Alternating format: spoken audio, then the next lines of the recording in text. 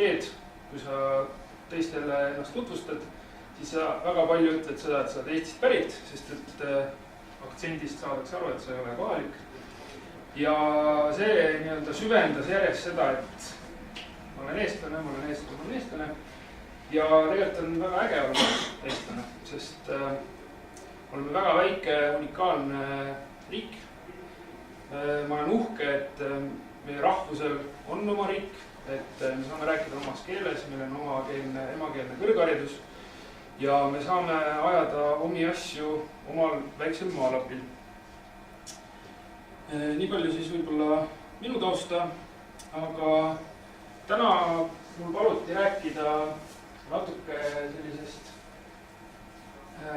tulevikku vaatavast majandusvormist, majandusmudelist. Mina ise neid ei ole välja mõelnud, need on tekkinud mingi aja jooksul, aga ma teen hästi kerge ja lihtsa ülevaate. Kindlasti paljud terminid, mõisted on teile võib-olla isegi rohkem selged kui mulle. Aga annan väikse ülevaate. Ja ma slideshow ma tegin sellisele jäämäe peale. Ja ma tegin seda sellepärast, et nii nagu elus ja nii nagu majanduses me teame tegelikult asjadest väga väikse osa. Ja selle slideshow'ga ma alustan sellest jäämäe tipust, sest et me oleme kahe jalaga vee peal. Aga ma arvan, meil on pikk tee minna ja me kõik teame, et tegelikult igal jäämäel on vee all ka mingisugune suurem osa. Et vaatame, kuhu see siis meid edasi viib. Ja oma sellise slideshow heitsingi üles sellele, et mis see jätkusuutlik majandamine on, kellel seda võiks vaja, milliseid väärtusi see võiks luua ja milline on majandus homme. Ja pigem ma võib-olla natukene siis rõhutan seda, et milline võib olla tuleviku selline ettevõtlusvorm, ettevõtlussuunad. Et ma leian ise, olles ettevõtja järjest rohkem, eelnevalt ka siin käis arutelus korra läbi, et nähakse ainult numbreid, aga tegelikkuses ma ei ole nüüd päris 100% kindel, aga ma arvan, et siuke väga suur osa peale kasvavaid ettevõtjaid ikkagi mõtleb natukene rohkem millegi muu peale kui ainult raha ja numbrid, sest seda nõuab ka turg. Võt. Aga kerge ülevaade siis majandusest ja väikselt lähme siis järk-järgult edasi terminitega ringmajandus ja sinimajandus. Aga selles süsteemis me elame. Nõudluspakkumine, erinevad valuutad, börsid, ressursid, mis on siis põhilised sellised terminid meie majandusmudelis.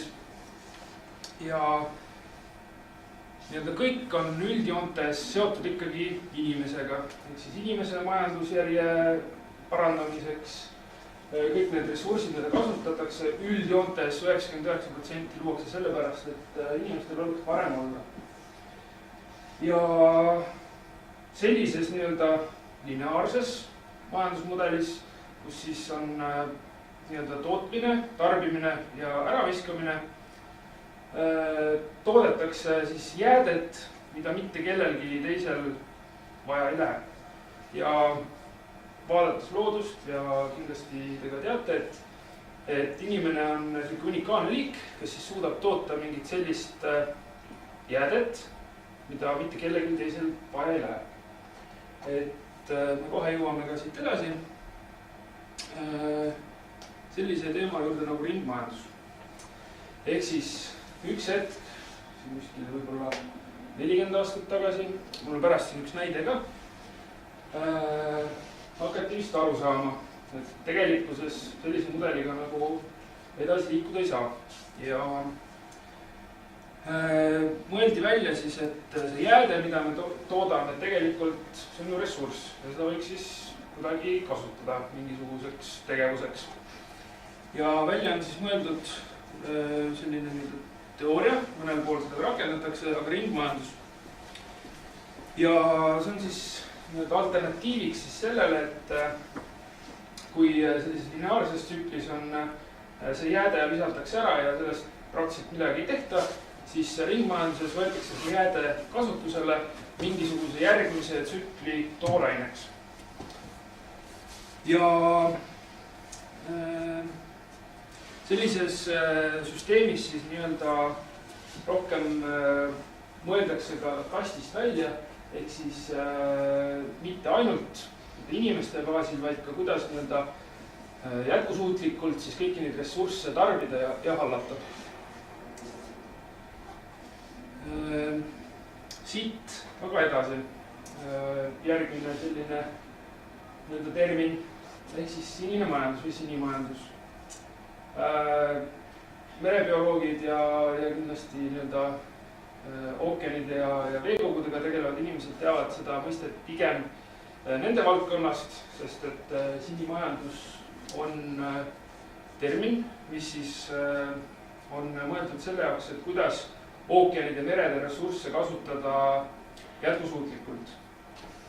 Aga üks mees nimega Gunter Pauli, keda siis nüüd viimasel ajal on hakatud nimetama kui selline keskkonna või ökoloogia Steve Jobs, selline innovaator, hästi uuenduslike ideedega. Tema on siis ära sidunud erinevad ettevõtlusvormid ja sellise nii-öelda öko-innovatsiooni.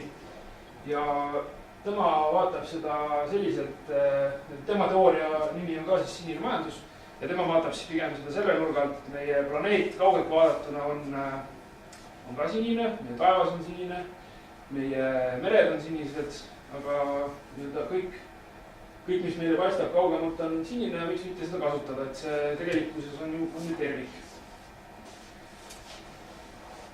Nii, ja kuhu ma siis välja jõuda, ongi nii-öelda majandus homme. See, kuidas mina näiteks näen seda majandust, on pigem selline sümbioos ringmajandusest ja sinimajandusest. Ja seda peaks ikkagi nägema ja seda peaks üles ehitama mitte ainult lokaalselt, vaid vaatama ikkagi suurt pilti, sest et tihtipeale siin Eestis ma olen isegi kuulnud seda väidet, et aga mis me siis nagu ookean on siit tuhandete kilomeetrite kaugusel, et kuidas siis minu, ma ei tea, prügi või plastik jõuab sinna ookeanisse või kuidas mina siin Eestis mõjutan näiteks kilpkonnade elu. Et nagu kilpkonnad on kuskil tuhandete kilomeetrite kaugusel, et kuidas see võimalik on, et miks meie siin peaksime olema siis jätkusuutlikud või mõtlema sellele. Aga sinimajanduse teooria siis on üsna sarnane sellele ringmajandusele, aga fookuses või keskmes on see, et tegelikkuses peaksime lähtuma kõik loodusest ja olulisel kohal on füüsika. Ehk siis kui me mõistame, kuidas meie ümber maailm toimub, erinevad füüsikalised kombinatsioonid meie ümber, et see peaks olema number 1, millele keskenduda. Ja kindlasti vaatama siis selles sümbioosis ka nii-öelda teiste liikide heaolule, mitte keskenduma ainult inimeste heaolule. Ja lokaalne mõtlemine, ressursside väärindamine, et kõik nii-öelda peaks toimuma, me peaksimegi vaatama, kuidas siin meil enda laia taga mingid süsteemid toimivad, ohutuslikud süsteemid, füüsikalised, et kuidas me saaksime siin luua nendest süsteemidest suuremat väärtust. Ja üks termin või lause mulle tegelikult väga meeldib, et evolutsioon või elu ei ole ainult evolutsioon, vaid ikkagi sümbioos. Ehk siis organismid kõik on väga kohanemisvõimelised ja me peaksimegi lähtuma oma nii-öelda elu inimestena sellisest sümbioosist. Aga ma näiteks üks 3-minutilist videot, et kas inglise keelega on muidu enam-vähem või vahepeal peab tegema väikse tõlkimise. Oleks ja mina olen saksa keelt rääkida. Okei, siis või lõpus, pärast saab hea kokku võtta. The Simple Show explains the blue economy. This is our planet, Of course, we want to preserve it for future generations, and therefore we choose healthy and natural products, organic food, solar energy, and biodegradable soaps. But all these goodies cost more. Whatever is bad for your health and damages the environment is cheap. Whatever is good for your health and saves the environment is expensive. This green economy will be for the happy few. Most of us cannot afford it. Worse, some stuff we thought is great for us and good for nature actually is not good at all. Biosoaps used palm oil from plantations that destroyed the rainforest. Solar energy depends for decades on subsidies, which must be paid with tax money. Bioplastics compete with food. Organic food is shipped around the world, damaging the climate. So it is not only expensive, sometimes it is not smart either. So we have to be more creative to do it better. We must open our eyes to see what we've got. For example, here is our morning coffee. We really only use 0.2% of it. What do we do with the rest? Throw it away? We use it to grow mushrooms, then feed the leftovers to animals. Animals make manure, and bacteria make biogas from that. We thought it was only waste. And now, everyone who knows this can generate food, energy, and jobs. We like that. And there are so many opportunities. Once we see them, it is clear that we can convert poverty into development, scarcity into abundance. If we can make the cake bigger, it is easier to share with everyone. However, many people have good ideas. What we need are people who make it happen. We need these entrepreneurs. Actually, we need a whole generation of entrepreneurs. They do not care how the apple falls down from the tree. Newton figured that out hundreds of years ago. They want to know how the apple got up in the tree in the first place, defying the law of gravity. These innovators think like David, who beat Goliath. Without experience and little money, they change the rules of the game and generate more money for themselves and their community. That makes everybody happy. This is our goal, making people healthy and happy with what we did not know we have. And after all, the sky is blue, the ocean is blue, and our Earth, as seen from the universe, is also blue. That's why we call this the blue economy. It has only just begun. For more information, visit ziri.org.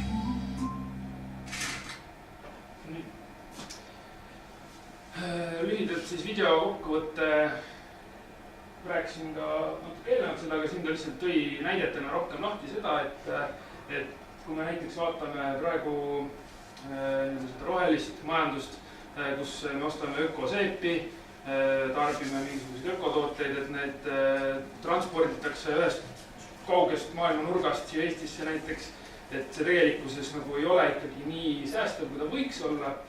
Ja näiteks selle sama kohvi puhul oli siin näide see, et kuidas saaks kõik selle toota või kohvi elutsükli käigus ära teha, siis tegelikult kasutame seda 0,02% on siin toodud sellest tervest kohvi paksust, mis tuleb tassi. Et ülejäänud viskame ära. Tegelikkuses saaks seda kasutada selles, et seal peal kasvavad hästi seened. Seentest saab siis luua toitu. See, mis üle jääb, seda saab kasutada loomasöödana. Loomasööt või loom tekitab jäädet, väljaheiteid. Sellest saaks bakterite kujul toota siis biogaasi. Et tegelikult saab ühest sellisest väiksest tootetsüklist või tassist kohvist toota siis energiat, toitu ja töökohti. Et selles mõttes, et see selline kogu kompleks ei ole mitte midagi väga keerulist või rasket. Ja millele ta siin video poole nagu vihjes ka, et tegelikkuses sellist mudelit ja sellist lähenemist me peaksime ikkagi nägema ettevõtja vaatevinklist ikkagi seda, et see on väga suur võimalus hakata asju teistpidi tegema. Vot. Ja siit me jõuamegi sellise termini nagu ökoinnovatsioon, mis sisuliselt kogu seda asja võtab kokku, et innovatsioon tekib mitme valdkonna istumisel väga tihti ja minu arust kõik need head näited, mis siin videos olid ka toodud, et see on nagu täiesti selline silmi avav, et inimesed ikkagi valavad selle kohvi paksu prügikasti ja mõtlevad, noh, mis siis ikka, et see on ju prügi, aga tegelikult sealt saaks ikkagi toota midagi. Ja tõin siin veel kord selle välja, et see on ikkagi väga hea võimalus ettevõtjatele, järgmise põlvkonna ettevõtjatele. Ja mõned näited. Ringmajandusest üks kõige paremaid näiteid on Kalundborgi sümbioos, see on Taanis. Ja see hakkaski kuskil seal 40 aastat tagasi tekkima, kus siis selline väike tööstus, rannikuala ettevõtted said kokku ja vaatasid, et üks nii-öelda toodab puhastab vett ja tallib seda setet üle ja teine ettevõte siis vaatas, et mul on seda setet vaja nagu endal mingite tootmisprotsesside jaoks. Siis nad hakkasid seal seda vahetama ja siis seal mingi kolmas ettevõte pani ükskord sinna oma päiksepaneelid peale ja ta tootis energiat ja siis need 12 vaatasid, et kuule, mul oleks seda energiat vaja. Okei, ja siis nagu hakkasid selle omavahel niimoodi tegema. Järjest see linnak seal niimoodi areneb ja nad kõik nii-öelda, kui üks ettevõte toodab mingit jääki, see läheb kohe seal samas piirkonnas mingisuguse teise ettevõtte toormeks. Et tekibki selline nii-öelda ringmajandustsükkel, kus sisuliselt jääde kui selline nagu olematu. Ja sinna on järjest juurde arenenud. Ja mul õnnestus, kes oli ka Tallinnas sügisel, oli ringmajanduse selline konverents ja seal üks nendest inimestest seal Taanis käis ka seda presenteerimisest väga põnev, et seda võiks kindlasti uurida. Et kas siin tegelikult Pärnus saaksid erinevad suured tööstused tegelikult omavahel tekitada palju rohkem sümbioosi ja luua väärtust. Aga ka ringmajanduse väikestesse osadesse puutuvad ka sellised startup-ilikumad ettevõtted, nagu näiteks Uber, Airbnb, mis siis ikkagi vähendavad jäätmeid, vähendavad mingit kulu, et kõik see sellised lähenemised või mõtlemised on mingi tsükkel või mingi osa ringmajandusest. Et neid näiteid on tegelikult järjest rohkem tuleb juurde, mis on iseenesest väga tore. Aga kui siis rääkida natukene sinimajanduse näidetest, siis ma tõin see välja kaks sellist mind kõige rohkem mõjutanud näidet.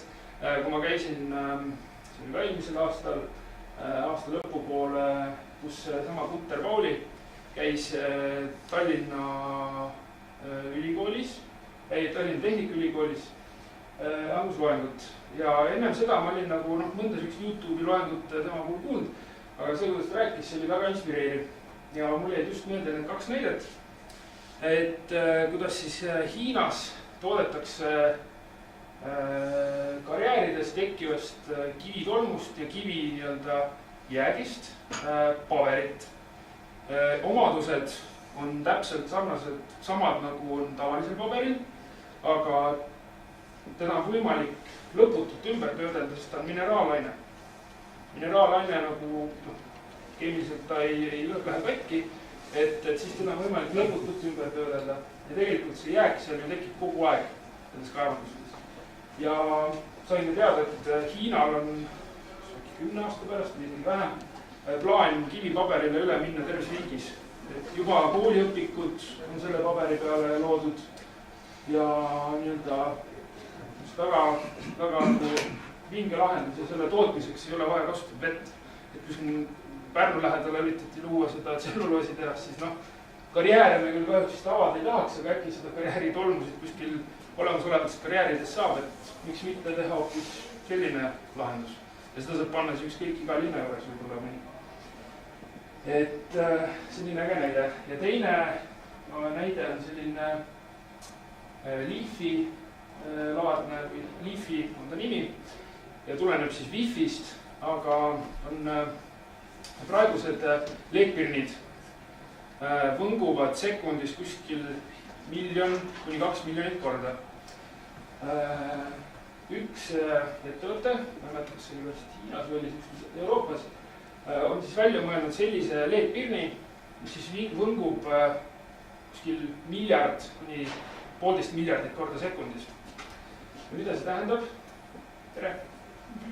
Mida see tähendab? Võnge on tegelikult morsekood või binaarne kood, siis nullid ja ühed. Ja see nullid ja ühed on meil kõik andmeside jookseb nullide ühtede peal. Ja kui oleks võimalik need samad võnked kätte saada, siis tegelikkuses on see võimalik üles ehitada kohalike võrke lampide baasil. Ehk siis üks paremini üles ehitatud võrgustikke on tänavavalgustused, koolivalgustused, meil kodudes. Ja mis selle puhul on hea, on see, et tegelikkuses, ma nüüd täpselt seda tehnoloogiat ei tea, aga tema väitis, et seda saab luua põhimõtteliselt täiesti kontrollimatut või et keegi ei saa seda kontrollida. Ehk siis mingi kolmas osapool ei osale mingite andmete töötlemises. Praegu, kui me internetis kõiki jagame, üldjoontes avame Google'is meie andmed lähevad kõik sisse, meie andmeid kogutakse, tegelikult on võimalik läbi sellise ühenduse saada siis totaalne anonüümsus ja kohalik tasand. Ehk siis ka kõik sellised sensitiivsed infod, nagu näiteks haiglates mingid patsiendid või mingid riigisaladus, kõik need saaks hoida kuidagi kättesaamatuna. Et sellised täiesti kastist välja mõtlemised, kastist välja lahendused, mis juba toimivad. Et kahjuks vist need pirnid või see sagedused on nii suured, et meil ei ole praegu ühtegi arvutit, et isegi kvantarvuti ei suudaks sellises mahus andmeid töödelda, et sekundites liikusid ikkagi tohutud gigabaidid, sest et see andmekiirus on mega suur. Nii, aga kuidas siis edasi, kuna täna siin mind tuleb ka arutelu ökoriigi teemadel või siis nutika ja maheriigi vaadates, siis mina kui ettevõtjana näen, ma ei tahaks kõike panna tegelikkuses ka poliitikuses, et poliitikud ei saa lõpuni kõik ära teha, et tegelikkuses peaks olemagi koostöö riigi ja erasektori vahel, et põhiline asi on see, et hakkame toimetama, et tegelikkuses meil on kõik need asjad olemas ja Eesti võikski olla tõesti selline vinge edulugu ja eeskuju teistes riikides. Et kuna me oleme pisikesed, oleme väga paindlikud ja mina tulin ka välismaalt tagasi selle põhimõttega, et ma saaksin siin toimetada ja tegutseda ja teha uusi innovaatilisi ideid. Ma arvan, et minu poolt vist praegu üks on kõik, et kui on küsimusi, siis... Mul on üks küsimus. Küsige hea. Ja ma küsiks seda, et see kivipaberit, aga mis seal seoks seda kivi? Tehnoloogiat ma kahjuks... No see on käärid seoks. Ma arvan, tule ei tea. Võib-olla, jah. Et kusjuures ühe asja ma jätsin mainimata, et kõik need sellised ärimudelid on vabalt kätte saadavad ja kõigile kasutatavad, kõigile rakendatavad. Ma täna võtsin selle veebilehekülje lahti tegelikult, ma korra nägin, et seal on olemas info ja joonid, pildid. Vaatsin, et see kivi, mind kõige rohkem huvitas see, et kas see on nagu mineraalne kivim või on see mingi nagu settekivim, aga vähemalt see pilt, mis seal oli, see tundus küll nagu kohutavalt paekivi sarnane. Selles mõttes, vähemalt välise pildi järgi, et selles mõttes tundub, et kogu Ida-Viru nagu põlevkivi aheraine mäep võiks nagu, kes nagu ette jõuaks, see saab miljardäriks. No aga ikkagi on küsimus selles, et milline keemiline valem seda seob, seda kivi? Seda on kindlasti kuskilt leitav oma kahjuks. Ei, see info on avalik, et kuna... Sest sealt hakkab pihta, kas ta on ökoloogiline või mitte. Roio Pökkel selle tee taga ütleb, et kivitselluloos on vastus selle hetke pärast. Tema ka see küsimus lisaks, et kas seal Günter Pauliga, ma saan aru, et sa oled käinud korduvalt vist loengutel või? Ühel loengul olen isiklikult. Ahah, see, mis seal Tallinnas toimus, jah. Et kas, kui suur see energiasisend sellel on, et kui hiinlased seda kasutavad, et kas, ma saan aru, ka jäätmeid ei tekita, et on nagu ühe jäätme kasutamine. Kas seal on nagu näiteks see energiasisend, kui palju on vaja seda nagu töödelda? Ja sul.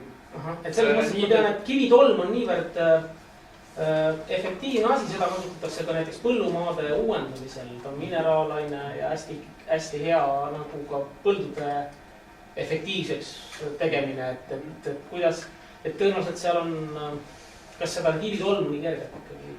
Kuna Gunter ise, see video, sa vist enne seda videot jõudsid jõudnud? Seda viimast videot nägin. Okei, et see videos ta tegelikkuses ta vihjab ka sellele, et kuna ta mainib ära, et tõesti need ökotooted, mida toodetakse, neid meeletult transporditakse ja ta ise ju algatas 90ndate alguses koos Greenpeace'iga enda firma vastu põhimõtteliselt tahtis alustada kohtukaasust, sellepärast, et ta sai teada, et ta toodab mingit palmiõli kuskil, kasutab enda tootmises ja ta sai teada, et meeletult raiutakse metsasi maha ja see on nii-öelda väga suur ökoloogiline katastroof mingis regioonis. Siis ta põhimõtteliselt tahtis enda ettevõtte vastu viia praktiliselt kohtusse. Et ma arvan, et kui ta näiteid seal toob, et siis ikkagi mingis mõttes või ma arvan, et see ei ole sellise energiakuluga, et ta muidu lihtsalt ei presenteeriks seda. Ma võin nii palju kommenteerida, et ütleme, üks teine väga oluline ja meie jaoks tähtis kulu on ka veekulu, et vähemalt seal on siis materjalis on välja toodud, et see nagu veekulu on 10 korda väiksem kui tavaseluloosil. Et tegelikult praktiliselt ei olegi. Jah, et sisuliselt nagu ei ole ja energiakulust oli ka juttu, et see on väiksem. Ma nüüd ei mäleta, kas ka mingi number või nagu näitajale, aga ilmselt ka see oli, jah. Aga võib-olla nii, tervist. Siin on tuli Lõuna-Eestist kohale, et ökoriigi teemaga meie arutelu toetada, et võib-olla Roy, sa oskad täpsemalt öelda, mis selle kivitselluloosi puhul see võluvahend on, et kuidas see seostub, kuidas see paberimass lõpuks tekib, et ma pilti olen näinud, et paberirullid tehasest tulevad välja, aga et mis see nagu see trikk seal on? Ma ei tea seda täiesti täpselt, siis peab helistama Gunter Paulile ja küsima, aga vaadake, kivivill on ka ju vulkaanilisest kivimist tehtud ja samamoodi see kivud kuidagi püsib koos, ta ei ole lihtsalt tolm. Ma arvan, et see on see sama teema 100%, ma kindel ei ole. Ma arvan, et seda kivivilla vist toodetakse ka niimoodi, et kuumutatakse seda olmu ja ta tekib kunstvill nagu sellised villakiu moodi asjad. See on siiski suure energiakulu. Väidetavalt on see väiksem kui tselluloosi tehasel, aga täna ma ei oska detailideni ei oska minna, aga kuna tehased on olemas, et toodetakse, et siis järelikult peab see ennast õigustama. Kivipaberi peamine boonus on see, et esiteks väga vastik nii-öelda nagu see jääkaine saab ära kasutatud millekski mõistlikuks ja teisalt ei ole vaja tootmise juures vett, aga nüüd ma sain aru, mida sa küsisid. Vaata, mul mõte on veel kodus ja keha juba tuli siia tänapäeval, liiguvad inimesed suurel kiirusel ja hulgakesi ja me tulime lausa kahekesi. Et seal on niimoodi, et sinna pannakse 20% pannakse plastikut sisse. See hoiabki koos. See on siis nagu 2 jäädet ühe kohta. Ja see on taaskasutatav paber, et sellest saab teha jälle uue. Et see on väike selline plastiku osa on.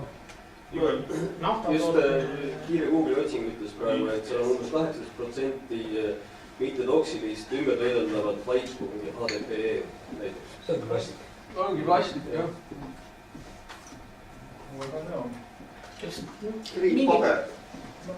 Üks nii-öelda paberi, need tselluloosi asendaja on vist ka tööstuskanep, mille puhul... See on tselluloos. Jah, et mis on kiiresti kasvav ja hästi efektiivne ja tugev. et kindlasti on neid alternatiive. jah, et neid alternatiive on, et tegelikult kui nagu loogiliselt mõelda, siis noh, ju puit on üks kõige tugevamaid orgaanilisi materjale looduses, taimeriigis vähemalt. Ja tegelikult sellest uuesti pehme näiteks tualettpaberi tegemine on nagu loodusega võitlemine ja see neelab tohutult nagu energiat ja karmi keemiat on vaja, et see pehmenemine nagu toimuks, et selles mõttes oleks loogilisem kasutada ikkagi, see oleks vaesemaid materjale ja sinimajandus selliseid lahendusi kindlasti ka otsib. Aga nüüd on siis kõik vist täna kohal, kes kohal on jõudma pidanud ja saanud tulla. Et minu mõte on siis see, et ma, kuna minu ja siin teiste ökoriigi eestvedajate ja selliste unistajate suur soov on see, et see asi ikkagi läheks edasi, nii nagu Silver.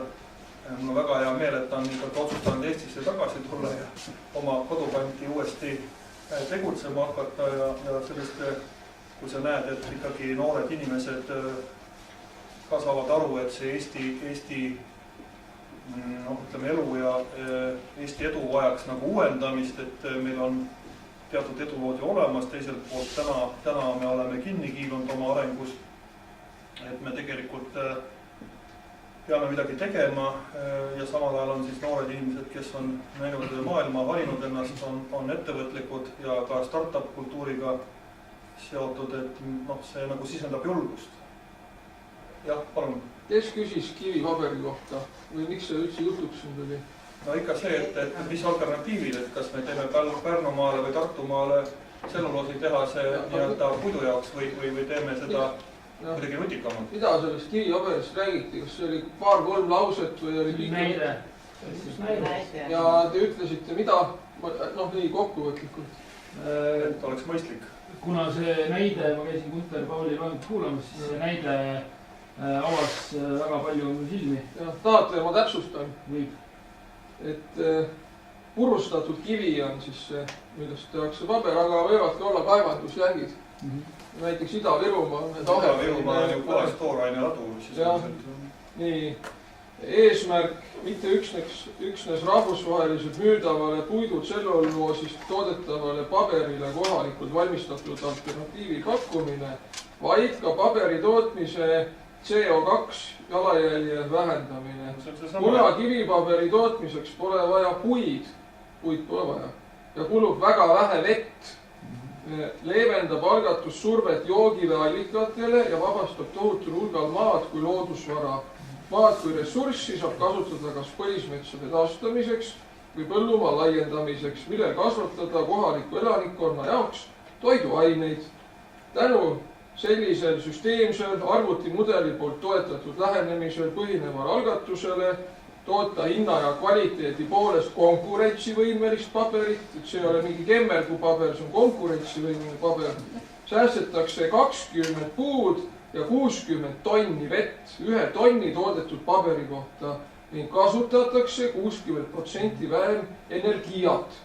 Nüüd, kui meil paberi tootmiseks puid enam vaja ei lähe, on ökosüsteemid võimalik vabastada niisugustest monokultuuridest nagu männi ja eukalüpti istandused, millest meil Eesti kubiseb, mis on tuntud tühjade metsadena ja toonud kaasa mullastiku väljakurnamise ilma vajalike meetmeteta toitainete asendamiseks tulevaste põlvede jaoks. Siin on mõeldud inimpõlvesid, mitte neid inimese põlvesid. Ehkki paberit ei peeta põhivajaduseks, mõjutab selle praegune tootmismudel negatiivselt võimet toota kohalikul elanikkonnale vett ja toitu. Kivipaberi valmistamine seevastu parandab elamistingimusi, sest aitab minimeerida kaevandamise kahjulikku toimet, likvideerides aheraine tamme, mille tolm häirib kohalikke kogukondi ja millest lekib veekogudesse hapet.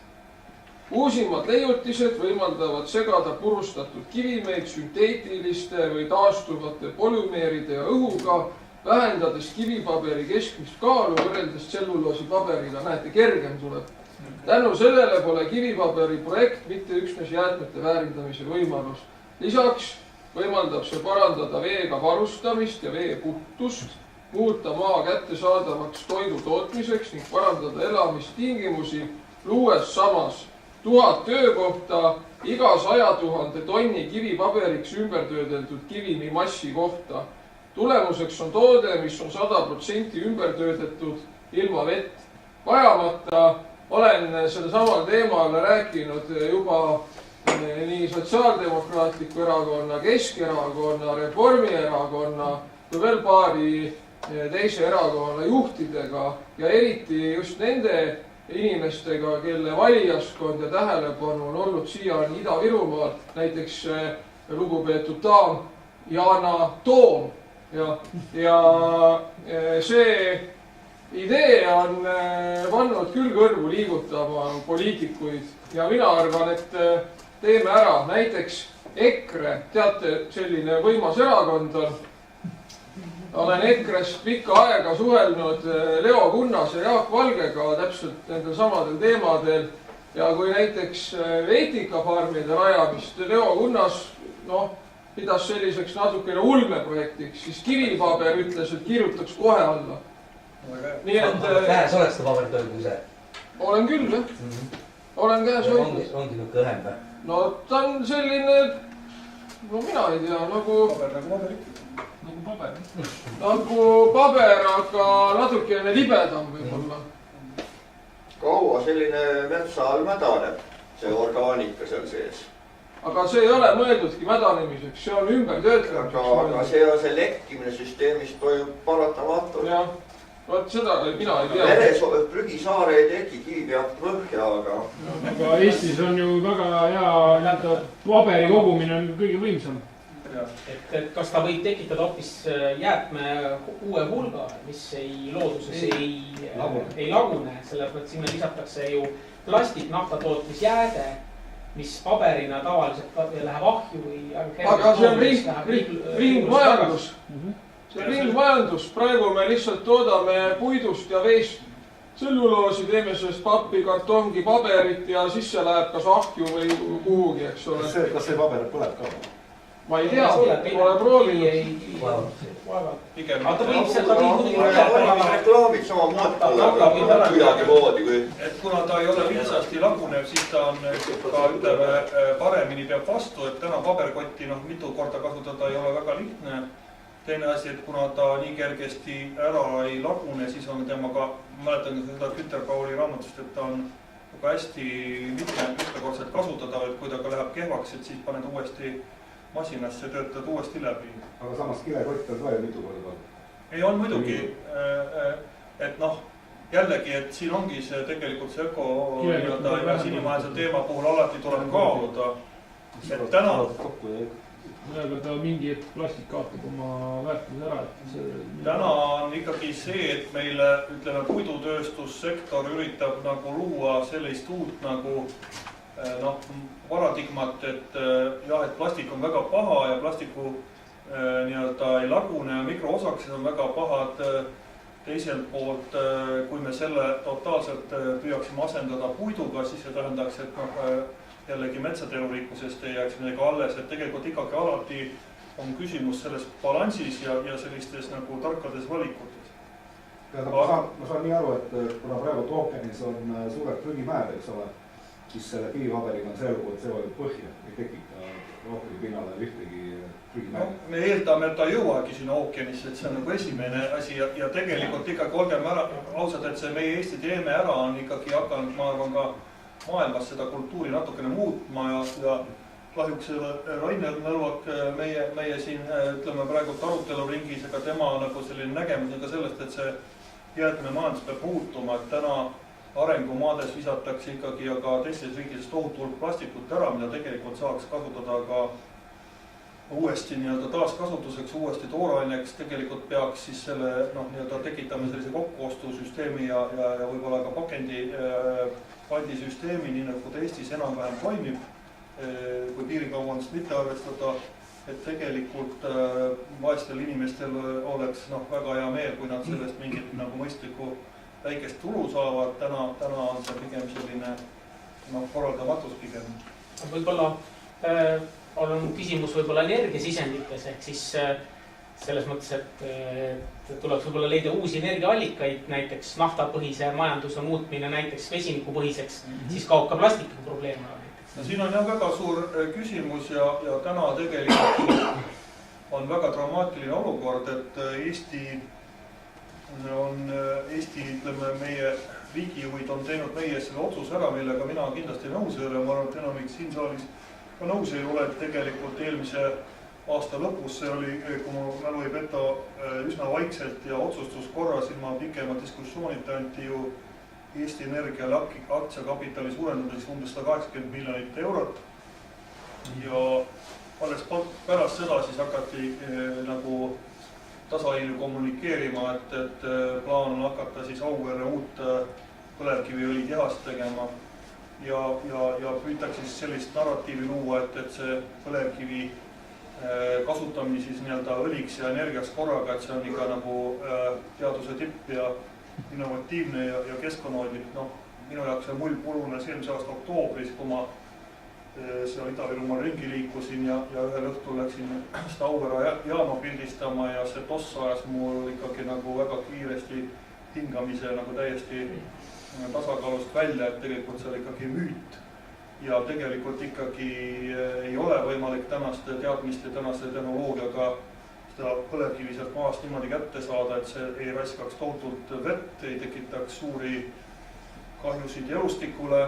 Täna juba olemasolevad karjäärid hakkavad lõppema, uued, mida siis ka seesama uus kiviõli, mida praegult siis menetletakse, millesse siis Auvere 2 peaks nagu rahaks tegema. Seal on ju kohe kõrval ka need Ida-Viru suuremad põlised sookaitsealad, Puhatu, Muraka ja Sirtsisoo, aga ka Puhatu on täna juba pihta saanud. Seal on üle 500, ma saan aru, inimese kohaliku elaniku ja kõik see tegelikult ei ole hea. Samal ajal, et oli siis ka eelmise nädalavahetusel intervjuu Tehnikaülikooli professoriga, kes on siis, tuleb välja, et üks maailma juhtivaid vesiniku kütuseelementide teema uurijaid ja põhimõtteliselt on selline tehnoloogia lahendus juba olemas. Nüüd oleks vaja umbes samasugune suurusjärk raha, et ka siis kuskil natukene alla võib-olla või suurusjärk 200 miljonit. Sellega saaks siis tööle panna sellise vesiniku kütuseelementide katsetootmise tehase ja tegelikult paljud autotootjad on öelnud, et see on väga hea tehnoloogia, aga me tahaks saada katsetamiseks a la 200-300 elementi korraga, et teha selline korralik test ära, saada aru, et see tehnoloogia töötab ja et see lahendus on parim ja sellest investeeringust võiks nagu Eesti selline tõsine tehnoloogia ja energeetika edulugu tulla. Et fakt on ju see, et täna põlevkiviõli on niivõrd suure väävlisisaldusega, et ega seda kuskil arenenud riikides ei tohi katlates ega masinatesse enam panna, et ta on tohutu väävliheitega, nii et ta saastab siis ka neid riike, kuhu siis seda julgetakse nagu müüa. Nii et minu arvates on hästi hull olukord sellise valikuga, et kui me nüüd selle Auvere valikuga ja põlevkivi edasise kasutamisega nagu nõustume, siis meid määrataksegi põhimõtteliselt selliseks lõplikult koloniaal- ja kaevandusriigiks, et tegelikult see on nii tähtis valiku küsimus, et minu arvates siin ei ole küll nagu põhjust mitte häbeneda seda, et selline küsimus vajaks Eestis nagu referendumit või rahvahääletust ja muidugi eelnevat korralikku selgitust. Aga selle, ütleme, tänase vestluse formaat oli võib-olla siis rohkem see, et mitte neid muresid kurta, vaid vaadata nii-öelda julgelt tulevikku ja ühelt poolt siis võib-olla ma küsin auditooriumist, kas keegi on ka, kes kahtleb, et seda ökoriiki või sellist nutikat maheriiki ja sellist uut edulugu pole vaja. Et kas me peame üksteist veenma, et seda on vaja ja et see võiks olla meie nii-öelda uus edulugu ja uus selline maailma jaoks selline uus suund või võime nii-öelda sellest üle hüpata ja keskenduda kuidas küsimus. Nii, Koi, palun. Mina olen hakanud sellest natuke kahtlema viimasel ajal. No nii. Ma käisin hiljuti Tallinna televisioonis regionaalpoliitika debatis Riigikogu valimistega ja siis ma mõtlesin, et teen sellise lõppsõna ja siis rääkisingi ja ütlesin, et Eesti ainus nagu tulevikutee on ökoriik. Aga Joonas Laks selle peale hästi kõva häälega röögatas, et sotsid jälle õpetavad teisi, kuidas elama peab. Ja algul ma nagu kohkusin, aga siis, kui ma koju sõitsin, siis ma hakkasin mõtlema, et seal oli täitsa iva sees, sest vaata, ega inimestele ei saa ikka nagu vägisi peale sundida seda, mida nad ei taha. Et ühest küljest jah, ma olen ise ka seda ökoriigi juttu paar aastat nüüd juba rääkinud, aga samas ma olen ka olnud kogu aeg seda meelt, et see peab tekkima nagu rahvaalgatusena, laiapõhjalise rahvaliikumisena ja inimesed ise peavad seda soovima. Et vaata, kui praegu nüüd tekib selline olukord, nüüd on üks väga huvitav olukord tekkinud tegelikult. Roisa, tuled ja räägid siin ees, et siis on äkki mugav. Ma räägin tagant, siis on filmi see heli. Minul tegelikult on tehniline küsimus, et kas me praegu Facebookis oleme Facebook Live filmi? Meil on live tuleb jah sisse. Aga siis hoidki näe.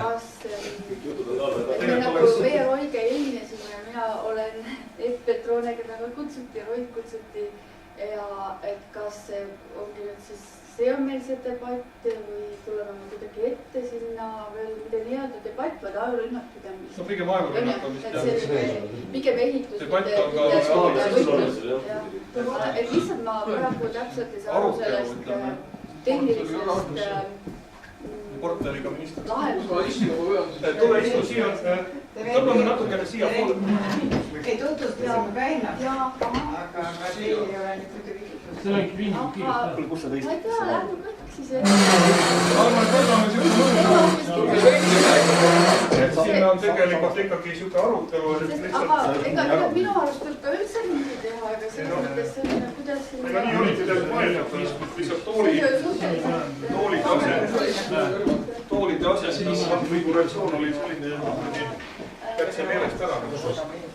Mis on sellest samm väga? Ma kohe tahtsingi sinnani jõuda, mulle korraks mõtle. Kuna ma räägin edasi, Mati, aeg jookseb.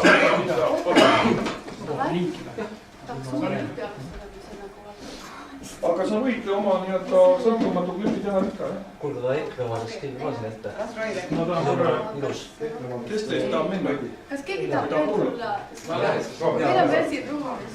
EKRE on ka veel meil. Väga hea. Aga ma räägin edasi, aeg jookseb, varsti on juba hommik käes. Ja praegu on meil tekkinud tegelikult päris huvitav olukord, sest seal samas regionaalpoliitika debatis ma tegin väikese testi. Seal juhtus selline huvitav lugu, et enne seda teledebatti me istusime koos kaasdebateerijatega ja Isamaa liitlane Aivar Kokk ütles Joonas Laksi jutu peale, et mina olen ka täiesti selle ökoriigi poolt, ma kohe kirjutasin üles selle. Ja stuudios, eks ole, ta ei saanud ka taganeda, ma loodan, et ta tegelikult ongi. No ma ei ole päris kindel, aga ma loodan, eks ole. Ma kirjutan ka kõik üles. Ja vaata, Rea Raus läks ja tegi Keskerakonna keskkonnaprogrammi ja kirjutas sinna ka ökoriik sisse. Sotsidele mina kirjutasin ökoriigi sisse.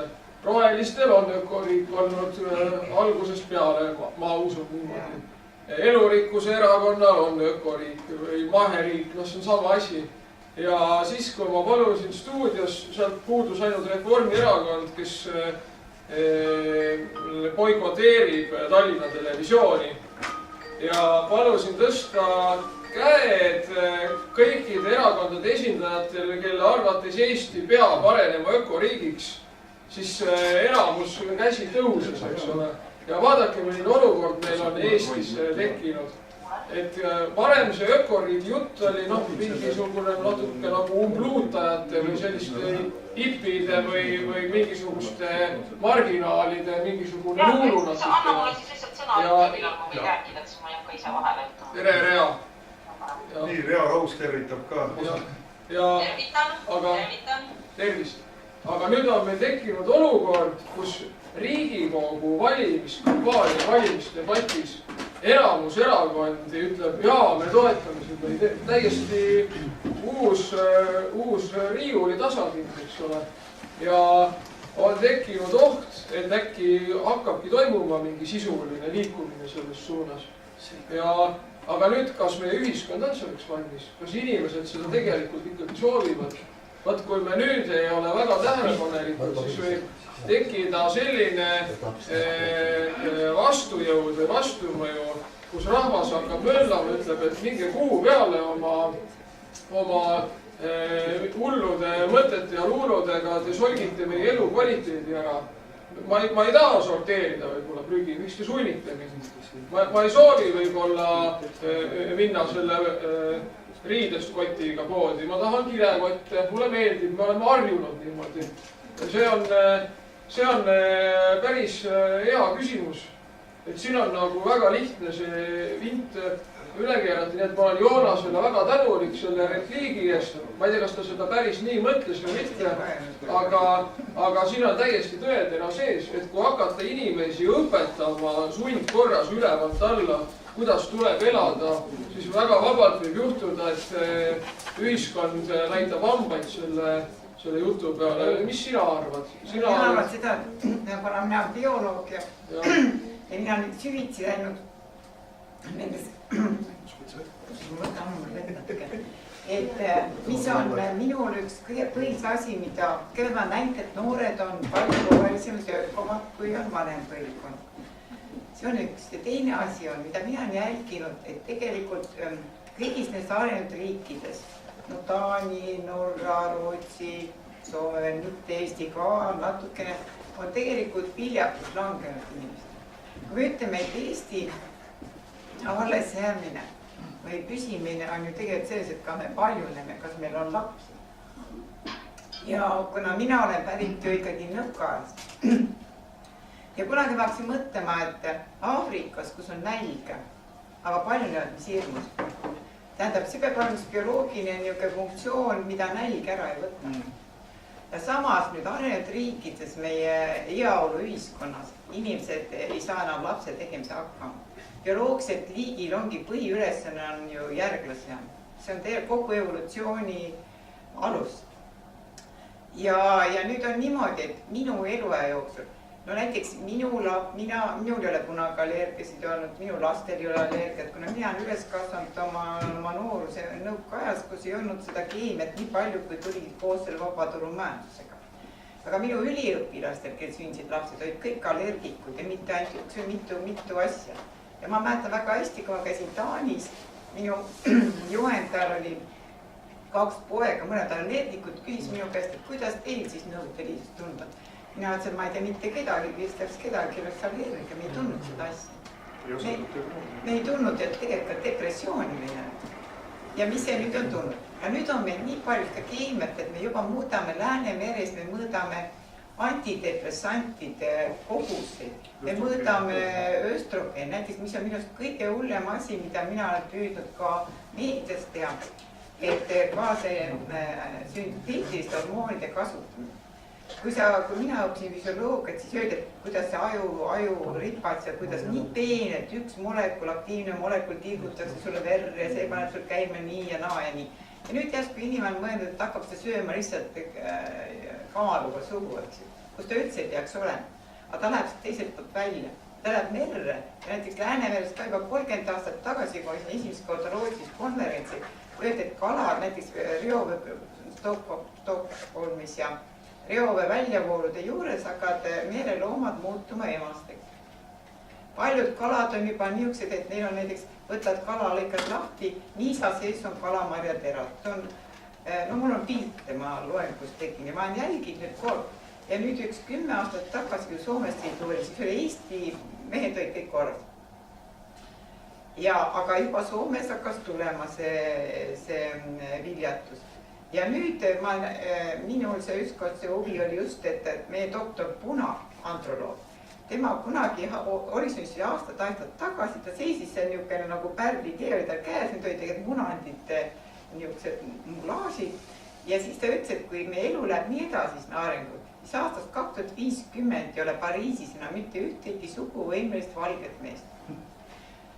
Mustad mehed on, kuna nemad ei ole nii siviliseeritud ja ka muhameelsed on, kuna nemad ei lase oma naistel midagi süüa. aga just see valge inimene hävib ära ja kahjuks on bumerangina, kas või need sünteetsed, need antibeebipillid. Naine nagu võtab nüüd selleks, et pereelu oleks siis nagu lahedam ja ei peaks nii palju mõtlema, aga mehed saavad selle endale kätte. Ja mehed saavad selle tõttu, et kui mina õpetasin ökotoksikoloogiat ja vaatasin, kas see DDT hakkas hävitama siis meres neid ülgeid ja kotkaid. Ja see oli ka selline endokriinsüsteemi kaudu, kuna lihtsalt kotkast ei õnnestunud munakoor ei arenenud ja läks katki. Muna on ju munarakk. Ja nüüd täpselt samamoodi, kui sa vaatad neid kemikaali ja vaatad need sünteetse hormoonide, ega muidugi naturaalsete hormoonide molekule, siis nad on täpselt sarnased. Ja tänapäeval toksikoloogias öeldakse niimoodi, et keegi ei saa enam nii palju katsetada, loomkatset on keelustatud, et tehakse arvutiprogrammid, vaadatakse, kui molekul on sarnane, siis ta käitub ka sarnaselt. Ja selle teadusliku analoogia põhjal võime öelda, et kui me sööme sünteetilist hormooni sisse, siis see ladustub naise organismis, tavaliselt ladustub mürgid raskudedes ja kui see naine hakkab saama poistloodet, nagu nüüd kirjutas Tartu Ülikooli, kes ka ma vist vaatasin Tartu Ülikooli oli see üks välismane, kes seal rääkinud, siis kõik looted on emas. Mingil hetkel, kui see isa areneb siis selle Y-kromosomi tõttu selle munandi, see hakkab testosterooni ja temast saab mees. Aga kui seal on keskkond, on tal üleliigselt östrogeeni sisaldab, siis temast ei arene teist. Tal jäävad teatud isase tunnused arenemata. Ja see kajastabki selles, et teed siis nüüd meestel, nagu nüüd ütleb ka see punab juba 15-aastased poistel Eestis. Nad on tunduvalt vähem võimekad kui 60-aastased mehed. See nendel, see spermatosoid on vähem, nad on kehvemad.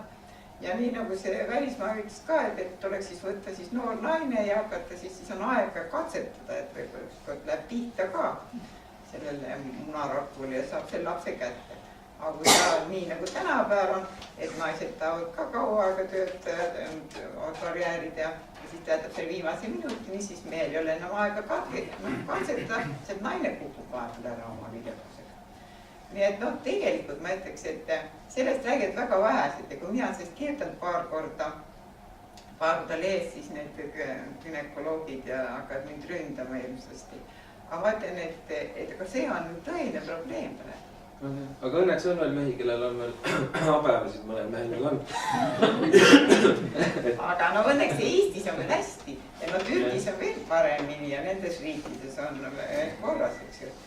Et ma tõin praegu üks ekstreemse nähtus, et kas me näeme, et tegelikult keemia, me ei näe seda, salakavalalt tuleb meie ellu nii allergiatena, viljatusena, igalt poolt. Ja seetõttu see mahe asi on igatahes õigustatud. Jah, see on suur probleem selles mõttes, et samamoodi kalaga ju, et me ei tohi süüa Läänemere kala, et teatud soovituslik kogus, mis sa tohiksid süüa, sealt müüda. Et see on kurb ja samamoodi poes, kui sa käid, et tegelikult sa pead olema väga valiv. Palju on tekkinud sinna Mendelejevi tabeli kõrval on tekkinud uus e-ainete tabel, mis on tegelikult koolis õpetajatama pigem e-ainete tabelit Mendelejevi tabeli kõrval oleks oluliselt lastele selgeks saada, mis asjad need on. Need sa pead käima ja valima ja kas ta on nüüd, kui ta on tõesti mahe, siis on mahe, aga mõned on sellised pooltoidud, et kas see mahetoit, et kas ta on siis, kuidas seda tehtud on, palju neid säilitusaineid ikkagi on, et sa pead pidevalt valima ja see on nii keeruliseks jäänud, kui sa tahad puhast toitu saada tänapäeval. Et selles mõttes kadestan jah, oma lapsepõlve ja neid eelnevaid lapsepõlve, kes väiksemaid või vanavanemaid, kui nemad väiksed olid, et oli selles mõttes oluliselt lihtsam. Aga mis Roy ennem rääkis, et kõik erakonnad nüüd on nõus ja tuleb nüüd ökohiid. Mitte kõik. Peaaegu. See enamus. Aga see, et nad seal kätt tõstsid, see veel ei tähenda, et erakonnad tõemeeli nõus on või et nad üldse mõelnud on, mida see tähendab. Aga see on juba päris suur ja märgiline samm edasi. See samm edasi, just hariduse koha pealt on näite, et kogu aeg iga kord enne valimisi räägitakse ka eestikeelsest haridusest. Kõik on poolt, tõstavad käed. Aga kui ma vaatan nüüd 28 aastat, et kaugele me jõudnud oleme, et pigem ülikooli poolt hoopis kaob seda eesti keelt hoopis vähemaks ja teistpidi ei ole nagu väga suuri samme tehtud, et võivad ju poolt olla ja rääkida, aga mitte, ma ei tea, kas see on siis ühiskonna vastuseis või pigem oma lubadustest taganemine. See on rahaline surve, haridussüsteemis on tehtud aps ja seda ei soovita tunnistada. Selle taga on see, et ülikoolide rahastus on jäetud suuresti nende endi õlgadele. Nad peavad välistudengeid lihtsalt värbama, sellest sõltub nende ellujäämine ja välistudengid ju ometi eesti keeles ei hakka siin õppima. Jah, paljudes riikides muidugi nad peavad, et kui nad... Püüame nüüd uuesti ja hariduse keskkonna peale tagasi. Ma võtaksin ka ühe väikse jutu räägiksin. Nii. Et ökoriik oleks võimalik, selleks peab toimuma progress. Aga mis asi nüüd progress on? Nii, progressi saab väga lihtsalt füüsikselt defineerida.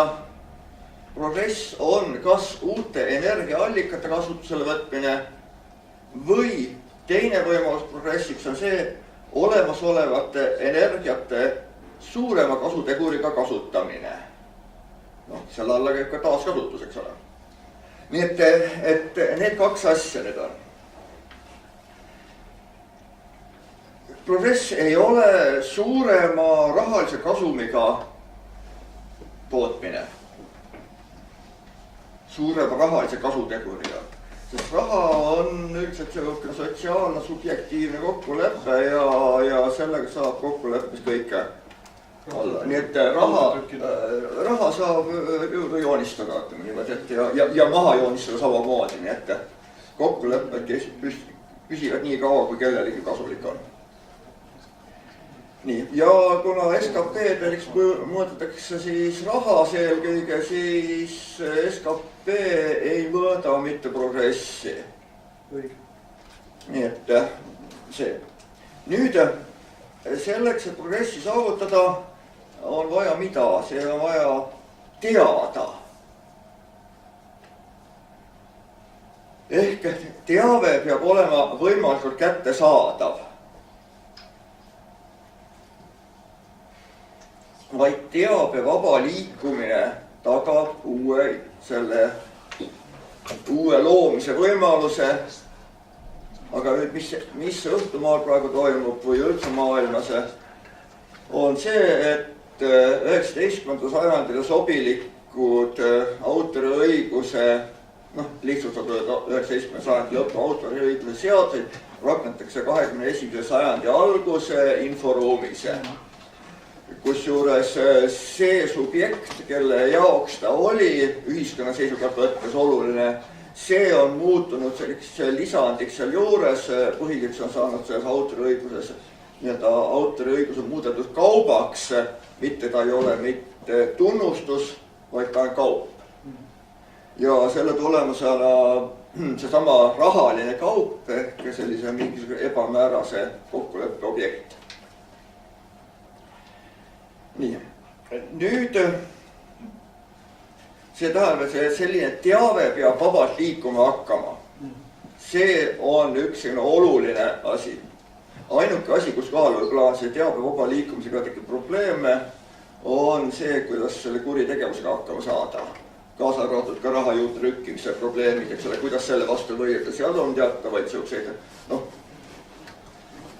sellise kuritegevuse uurimise alal on vaja teatavat varjatust ja seal tekivad. See ei ole teema peal. Nüüd on üks võimalus veel keskkonnateabega rikastada.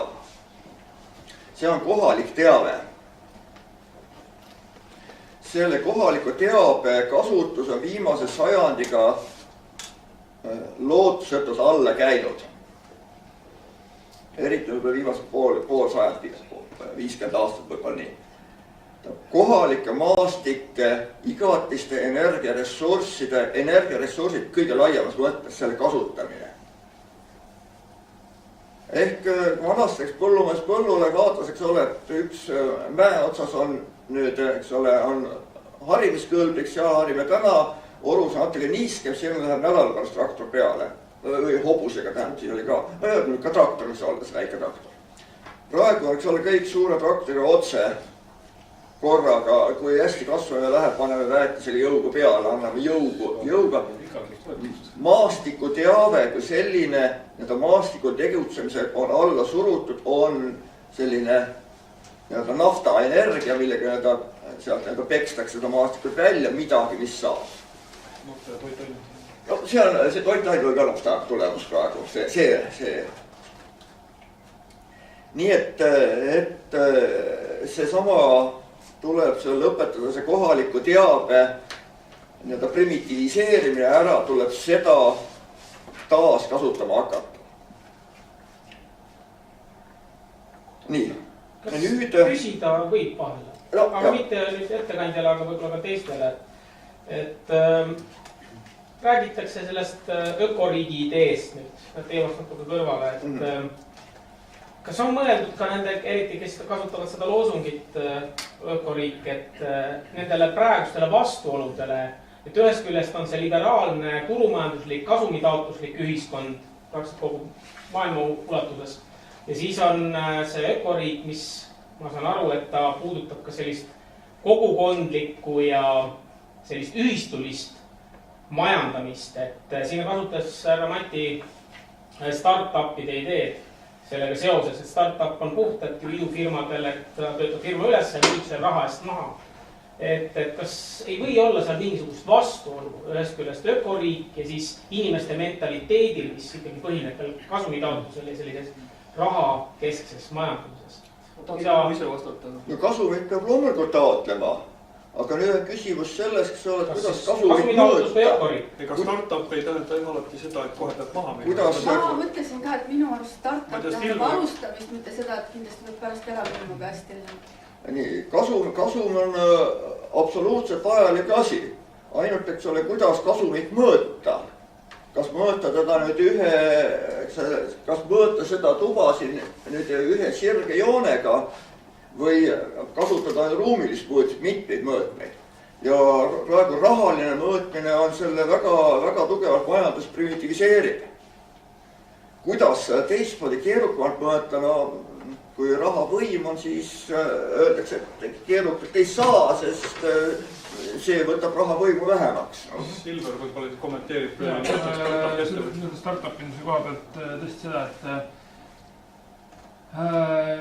kuna praeguses süsteemis, jah, ma olen ka täiesti nõus siin eelpool kõnelega, et see on tegelikkuses taandarendamine või primitiivne tegevus, selle raha või kasumi ainult selle kokkulükkamine, aga oluline on selle puhul, milliseid ideid nagu teha ja milliseid ideid rakendada ja mis see suurem eesmärk on, et selles mõttes, et raha ei ole nüüd lõpuni halb asi, et kui seda otstarbekalt kasutada, et selles mõttes, et nagu siuke sõna, et kasumi kokkuajamine, et see tähendab võib-olla üks natuke, ma ei tea, halba mainet, jah, aga kui sa selle kasumi eest teed näiteks uue selle sama kivipaberi tootmise jaama siia kuhugi Ida-Virusse, et siis nagu see on täitsa mõistlik raha kasutamine.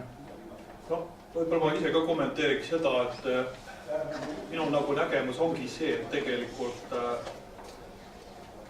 selleks, et see asi käima läheks, et see nagu selgelt see on täiesti uus asi ja kui seda teha laiapõhjaliselt ja tahta üks väike riik isegi nagu Eesti panna sellist uut öko- või sinimajandust tegema, siis eeldab neid teadmisi ühelt poolt, mida ta nõutles, mille kohta ütleme õnneks on see, et need sinimajanduse asjadest ikkagi päris hulka asju on ka mingil tasemel on see info olemas. Ma ei tea, kui detailidesse seal minna saab, aga ma eeldan, et nende inimeste põhimõtete järgi nad ei varja seda ärisaladuse taha või patentide taha. Et see nagu kindlasti soodustab seda tehnoloogiasiiret. Teiselt poolt on kindlasti vaja seda rahasiiret, et tegelikult minu nagu nägemus on see, et kui nüüd Eesti ühiskond tõesti alt üles ja ka siis üle mis iganes siis ladikus selle asja ära otsustab, et jah, et see on hea asi ja me tahame ja see on meie väljapääs et siis see sõnum läheb maailma ja teiselt poolt siis on võimalik seda kapitali, mida maailmas palju, tegelikult rahast ei ole maailmas puudus, on headest ideedest ja sellistest visionäärlikest lahendustest pigem puudu, et siis on võimalik seda raha ka siia sisse saada ja panna siis teenima sellist nii-öelda maailmakasu ja vähem, igal juhul selline tänane ärimudel ei saa ju kesta, et me oleme lihtsalt teistele riikidele ja teistele ettevõtjatele, suurettevõtjatele, rahvusvahelistele korporatsioonidele lihtsalt rahakaevandus, et see raha kaevandamine kindlasti peab ära lõppema ja see tähendab ka seda, et see demokraatlik otsustusprotsess peab ikkagi uuenema ja on selge see, et tänane selline mudel, kus siis otsustatakse nii, nagu suurtel ettevõtetel parem on, see ei ole jätkusuutlik. Nii, ma võtan see rahast oli juttu. Raha ma paneksin siiski sellise kategooriasse nagu asi ja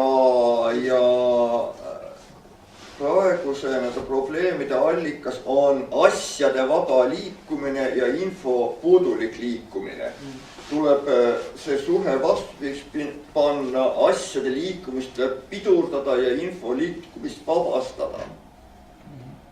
Et see võimaldaks seda.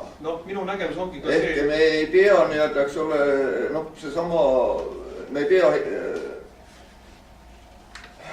tooma neid asju kuskilt Saksamaalt sisse, või Poolast sisse, mida me saame siin koha peal teha. Kui info on olemas, siis tuleb see koha peal teha. Ja ütleb toore. Kuulge, andke andeks, me oleme täiesti ära unustanud. Meil on siin veel üks taha. Rea Raus istub siin tooli peal. Rea, kas sa oled veel arvutitega ja kuuled? Ma juba saaksin sulle Mati väikse sõnumi, et ma tahaks 2 kommentaari. Anname ikka Reale ka. Väga hea, oota, ma toon sul meile lähemale füüsiliselt. Kas pilti saab ka panna? Võib-olla saab, jaa. Oota, vaatame, äkki saame Rea ikkagi nagu... Ise, kui ma oma pilti peate mu staatilist pilti vaatama, et ma olen väga kebas levi kohas.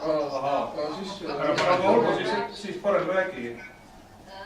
Et lihtsalt siia kommentaariks vahele, et kui nüüd rääkida sellest nii-öelda ökopöördest, et millele tasuks mõelda, et siin oli juttu ka sellest, et maailmas võib-olla napib ideid. Ma isegi julgeks öelda, et ideid on ja väga palju ja neid erinevaid võimalusi, millest räägitakse, on ka tõepoolest päriselt kirju rida, aga puudu on minu arvates praktikast ehk seda, mis me reaalselt Eestis teeme, et seda on nagu natukene vähe ja tihti põrkutaksegi sellele, et ideena tundub mingi asi väga hea, aga siis kui me hakkame ära tegema, siis selgub, et asjad nii idealistlikult sugugi mitte reaalses elus ei toimi. Et seetõttu ka siis startupidest oli natukene juttu, et siin tuleks tegelikult rakendada võib-olla sellist ka nagu ökoloogilist arengumudelit.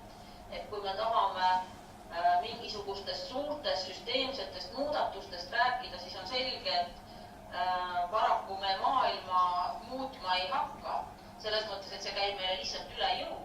Aga kui me vaatame, kuidas asjad looduses arenevad, siis ka ikka pigem sellest, et üks pisike killuke, üks pisike piirkonnake võtab selle süsteemse arengu ette ja hakkab teda nii-öelda piloteerima või reaalsusesse siis viima ja kindlasti oleks vaja sinna riigi tuge, poliitilist tuge juurde. Aga ma arvan, et reaalne ja käega katsutav ökoloogiline pööre saaks toimudagi, kui me nende teoreetiliste mudelite asemel hakkaks ka reaalselt praktikas kas siis ühe maakonna või ühe küla piires asju nagu terviksüsteemselt muutma. Et mulle tundub, et seda juttu, mis kõik on halvasti ja mis on halvasti ja neid selliseid teoreetilisi arutelusid on päris palju, aga vaja oleks nagu sellist käega katsutavat reaalset muutust. Siis tuleks kindlasti inimesed ka rohkem kaasa, et ma kuulsin siin just Roy ka tõi selle välja, et meie siin võime mida tahes arvata, aga kas inimesed tõepoolest tulevad kaasa? Ja inimesed tulevad ikka kaasa siis, kui nad midagi oma silmaga näevad ja käega katsuda saavad. Et siin nagu sellist praktilisi häid näiteid juba vaikselt hakkab tulema, aga ilmselt on selliseid vaja meil juba selliseid suuremaid kogumeid, asumeid, maakondi, mis sellise ökoloogilise pöörde nagu tervikuna ette võtaks. aitäh. aitäh. tohib mul üks jah, palun. Kõigepealt ma tahaks küsida, kas teile ka tundub, et see lagi on viltu midagi või? See on. Ja, et nagu, siis on ikka... See on videoloogiline. Et su tervis ei ole kõik korras või? Ei ole, ma võtan neid... Ma sain küll seda punase päevaküpara tilkas. Et reaal oli täitsa õige, et loed praktika, aga praegu see praktika on meil käinud nagu põlve otsas ja ütleme selliste nagu heas mõttes poolhullude inimeste entusiasmist ja need näited on, aga need on täpselt nagu seesama vesiniku värk, millest sa rääkisid. Andke meile nüüd 100 ühikut, aga meil on ainult 0,2, mida me suudame teha. No või midagi taolist, aga praegu minul isiklikult, ma nüüd räägin enda eest, on selline tunne, et Eesti poliitikas on aset leidmas üks põlvkonna vahetus. Ja Reale on mul ka väga hea uudis. Rea kandideerib Keskerakonna nimekirjas Riigikogusse ja Keskerakonna minister härra Janek Mägi, kui me olime seal regionaalpoliitika debatil, millest ma nüüd jälle räägin, siis Janek ütles niimoodi, et kõik mõistlikud mõtted lööge letti, teeme teoks. Mõistlik mõte tuleb teha teoks ja loomulikult need lahendused tuleb ellu viia. Ja näed, Rea, Keskerakond on ju suur erakond, eks ole, ja sina oled neile kirjutanud ju hea keskkonnaprogrammi, kus on ka see ökoliik sees. Ja mina näen praegu, et erakonna toetus on sulle taha tulemas. Ja siin minu kõrval istub Kai Künnis-Peeres, tuntud teadlane, põline, roheline poliitik. Ja temal on ka terve erakonna toetus selja taga, sest rohelised ju seda soovivadki. Mati Kose, elurikkus erakonna esindaja, Pärnumaa esinumber, jälle terve erakond toetab majandat riiki. Vaadake, kui huvitavaks... Ma võtaks ka vahepeal sõna. Olen päris kaugelt tulnud ja ma ei ole küll, ütleme, ühegi erakonna liige, aga juba tükk aega ma tahaks midagi öelda. See järjega minuni jõudsid, eks ole, mina Neppel, juba võtsin ise algaja poliitik, eks ole, et tuleb natukene tagasihoidlikult kuulata, aga siis sõna võtta. Ma mõtlen nüüd seda, et ma ei olegi võib-olla poliitik ega mitte ka algaja. Ma olen tegelikult loojutustaja, ma olen kirjastaja ja kus kõik see minu jaoks kokku siin praegu jookseb, ongi see, et kõigil on vaja tegelikult seda loojutustajat, seda teavituskanalit, et tegelikult ei ole see Rea lahendus nagu vale, aga et neid kogukondasid tekiks võimalikult palju, et need inimesed, kes hakkaksid sisimus uskuma, kelle niimoodi süda ja mõistus kokku saaksid, et see on kõige parem lahendus. Aga kuidas nad selle lahendusega üldse jõuaksid, et selleks tuleb nendeni, ütleme niimoodi selles valitsuses, selles mudelis, ökoriigis võiks tegelikult olla nii-öelda propagandaministeerium, mis on nagu selline intrigeeriv mõte, aga tegelikult, vaata, me arutasime, ma tulin Roiga samas autos ja me arutasime seda. Ja mina tulin Epuga samas autos. Ja meil oli koos see sama jutt, et mis asja mina tegelikult ajan, et see ei ole päris haridus, see ei ole päris kultuur, see ei ole päris keskkond. Ja tegelikult mul tuli praegu vastus, et see kõlab nagu väga kehvasti, aga see on tegelikult see teavituse propaganda. Et ma tahaksin, et tekiks selline, ütleme, lugude jutustamine võimalikult erinevates vormides. Et vaata see, mida Kai praegu rääkis, ju tegelikult imeoluline lugu, mis tuleb inimesteni viia, et mis tegelikult toimub selle mikroplasti teemal Läänemeres igas maailma ookeanis. Ütleme, kuidas selleni jõuda? Et kui mina saaksin, siis ma keskenduksin sellele teemale ja ma olen tegelikult seda oma kirjastuses teinud juba 12 aastat tagasi oli see rohelises kasvamise raamat, millega seoses mul tuli laine sellist igal pool keskkonnateemadel käia esinemas, siis ma tegin ohtlike e-ainete määraja, millele ma nüüd tegin selle, ütleme siis jätku, mis on natuke täpsem ja niimoodi vaadates, mis maastikul vahepeal on toimunud, et mis on niimoodi koodides peidus.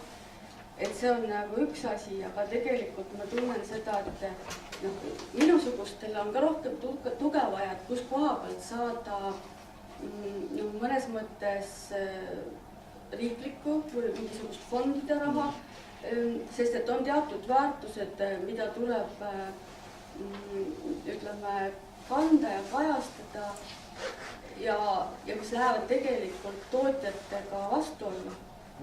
Ja samas on ka siis mingisugused startup firmade abid alati vajalikud, sest et tegelikult on võimalik leida mingisugune, kus koha peal huvid heas mõttes risti lähevad, et kus on võimalik nii-öelda luua üks äriprojekt või äpp, et kus koha peal lihtsalt on vajagi seda infot liigutada ja lugusid jutustada. Ja just selle koha peal mina ei tea täpselt, kuhu see maheriik nagu ökoriik välja jõuab reaalsuses, aga tegelikult protsess on ju alanud, et me kõik võiksime mõelda, me ka siin koos oleme. Jaa, et kus on see, et kuidas me saaksime anda parima just selle koha peal, kus me oleme kõige tugevamad. Et mina olen väga avatud, te võite kõik minuga pärast ühendust võtta ja mul on alustatud oma kanali ehitamine internetis, et kui mind valitakse Riigikogusse, siis ma jätkan seda, kui mind ei valita, ikka jätkan, et tegelikult mina olen igal juhul selle võitja juba ette ja ma tean seda, et ma jätkan seda aastakümneid, sest et ega see riik valmis ei saa. Ma korraks selle loo jutustamise juurde tulen, et tegelikult see on hästi tähtis, see on kõige tähtsam tegelikult, et me ise usume ja me ülejäänud maailma usutavalt nagu räägime, et just sellepärast ka on Eestil võib-olla kõige suurem šanss saada selle ökoriigi käivitamisega esimesena minema, et tegelikult ma arvan, et see ühiskonna ja majanduse ja elukorralduse selline loogika on selles, et varem või hiljem tuleb selline demokraatlik, päris demokraatlik, osalusdemokraatlik alt üles ökoriik ära kuskil arenevates riikides. Küsimus on selles, et millises riigis ja see, kes esimesena alustab, ilmselt saab siis seda kõige paremini seda nagu edu ja eelist ära kasutada, et ta on kõige esimene, ta saab rohkem tähelepanu, tõenäoliselt ka rohkem raha ja nii-öelda abi ja mõistmist. Ja kuna me oleme ikkagi teinud mingis mõttes maailmas märgilisi asju, e-riiki arendanud, teinud ära Teeme ära kampaania, laulva revolutsiooni, et siis tegelikult meisse võib-olla suhtutakse ka, kui ka näiteks ökoriigi varivalitsus näiteks läheb sellise pöördumisega maailma avalikkuse poole, meid kindlasti usutakse natukene rohkem kui mõne suvalise riigi poolset pakkumist või pöördumist, et ma ise olen töötanud ka konsultandina Montenegros, mis on põhiseaduse järgi küll ökoloogiline riik, aga ta on see öko rohkem nagu sõimusõna tegelikult, et kui sa mida kasutatakse väga selliselt selgelt oma äri suurendamiseks, et see, kui on kuskil silt öko, siis sa tead, see suure kindlusega ei ole öko. Et Eestis me oleme mingites asjades küll ka nagu jällegi väga osavad seda rohelist kuvandit looma, aga teiselt poolt me näeme, et seal on palju sellist õõnsust, et kui nüüd tuleb selline alt üles algatus, siis ma arvan, et see võiks nagu sõita küll. Ma tahaks natuke sellest rääkida, kuidas ma mõtlen, kuidas see tuleks tegelikult. Ma mõtlen, et minule õpetati niimoodi, et iga eluvorm on väärt. Me ei astunud kunagi mingi kussikese peale sipega, sama ma nägin, teised lapsed multsid ja tampisid ja siis, aga minu arust see ongi tähtis. On tähtis, et me peame oskama näha loodust. Ja seda, mida me tunneme, seda me hakkame ka armastama. Tähendab, et kui sa juba värases näed, kui sa ei tunne seda, siis sa ei saa seda ka armastada, eks ju. Et minu idee on see, et tegelikult juba lasteaiast saadik me peame näitama kasvõi looduses, käima lastega näitama, kui huvitav see kõik on. Nii nagu mina tookord, nagu ma ütlesin alguses, et kui isa näitas mulle, et see ämbri võrku loob, eks ju. tegelikult see mul eluaeg meeles, et see on tõeline ime. Ja neid imesid sa hakkad kordama, sa näed, kui huvitav on see loodus ja siis on see, et sa saad tegelikult selle oma naudingu, oma selle rahu. Me ei pea antidepressanti sööma, me võime minna metsa, mere äärde, kui me teame, et see töötab. Aga kui sa istud ainult arvuti taga, siis sa ei teagi, mis see kõik on. Aga mis ma näen praegu haridussüsteemis, kuna ma olen mitmes ülikoolis õpetanud, praegu teed loodusharidus kaob.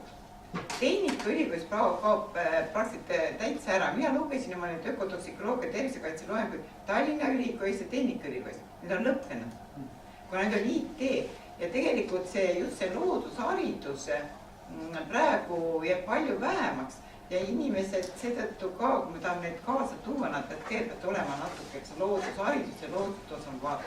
See on üldse teine asi, ma tahtsin nüüd toeta seda rea. Et mis on väga vaimukas, niisugune praktiline näite, mis ei ole küll Eesti tehtud, et eelmine aasta avati Rootsis niisugune suur kompleksne, täiesti ringsüsteem nagu ökotootmine, kus on kombineeritud kalakasvatus tomatikasvatusega. Kalad on seal all basseinides, näiteks forell, seal nad söödetakse, sealt nad kakavad, vesi läheb mustaks, selle veega, toitandega veega, kasvatakse tomatit. Tomat kasvab, jälle jookseb läbi, seal viktitab kaladele. Me saame ökotomati, me saame ökokala. Kala on seal, ei ole vaja seda ravimit. Me võiks minna sinna tuttuma selleks, see on ühe vanema mehe elutöö. Võiks küll. Ja see on tõeline hea näide. Küsimus selle kohta, et enne rääkisite siin, et loodus on tore ja kuidas kõiki peaks väärtustama, kõiki liike, siis selles mõttes see on kalade piinamine, kui neid hoida basseinis kinni. No ja ega me ei saa toitumisest täiesti loobuda.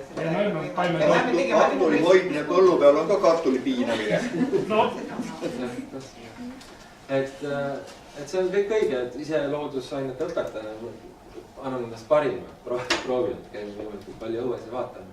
Aga see ainete ja see inimeste teavitamise teema on hästi oluline. Ma olen 2 aastat oma kooli keemiaõpetajale rääkinud, tee artikleid, võta üks mingi esmatarbekaup ette ja löö see laiali täiesti, et mis seal sees on, et see teavitamine oleks esimene samm, mida tuleks inimestele teha, aga muidugi tuleb seal üks oluline müür ette, et isegi kui see teadlikkus tekib, siis on see tihtipeale ikkagi see rahakott, mis paneb selle piiri, et see üldjuhul, mis on ilma väetiste asjadeta ja näiteks kui toiduainetest räägime, et siis ilma pritsimata ja nii edasi, et on ikkagi natukene kallim.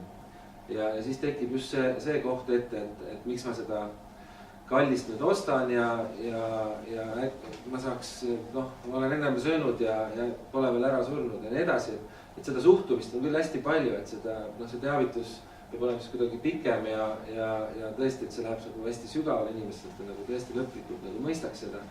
Aga teine pool, kus riik vastuseks tulla, on see, mis vähemalt konservatiividel oleme seda näinud, et peaks olema maheasjadel või mahetoitudel näiteks on riigi poolt siis võimalikult väheselt peab midagi koorida, et oleks nullkäibemaksuga. Seda kahjuks Euroopa Liidu reeglid ei lase teha. Ma tooks seda, ma räägiks kohe edasi, et hästi hea näide, mis mulle endale väga meeldib, on näiteks Prantsusmaa näide, et meil on ühine turg ja me ei tohi eraldi maksusüsteemi siin kehtestada ja nii edasi. Varjatult on neid ka mujal majanduses, aga mis mulle hästi nüüd meeldis Prantsusmaa nüüd üks paar nädalat tagasi oli see uudis, kus kehtestas maksu monopolidele, kes suurtootjatele, et kui nemad midagi müüvad, siis nemad peavad teenima oma kaubalt, ma mäletan, palju see protsent oli, see oli lihtsalt circa 20% peavad nemad teenima oma kaubalt kasumit, mis tähendab seda, et nemad ei või oma kaupa odavamaks lasta, nad peavad müüma kallilt. Ja see annab siis eelise nendele kohalikele väiketootjatele. Ja samasugune asi annaks ka eelise mahetootjatele. Mina korraks, teie olete EKRE-st. Väga hea. Et ma olen EKRE omadega neid samu teemasid arutanud 10 kordi, aga 2 asja. Äkki ütleks mõne nime ka, kellega te arutanud olete?